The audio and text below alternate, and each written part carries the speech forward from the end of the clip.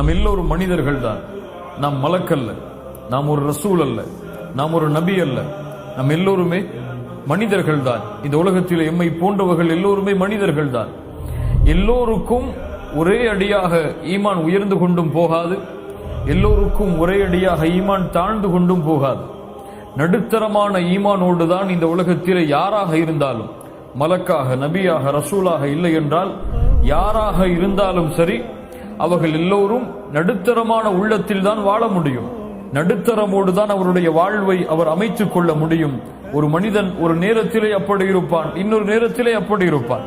அவனுக்கு உரைகளை கேட்கும் பொழுது ஈமான் அதிகரிக்கும். பள்ளியை விட்டு வெளியே சென்று விட்டால் அதனுடைய தாக்கம் குறையும். அதே தாக்கத்தை அவன் எதிர்பார்க்க முடியாது. அவன் மலக்கல்ல அப்படி எதிர்பார்ப்பதற்கு, அவன் நபி அல்ல அப்படி எதிர்பார்ப்பதற்கு, அவன் ரசூல் அல்ல அப்படி எதிர்பார்ப்பதற்கு.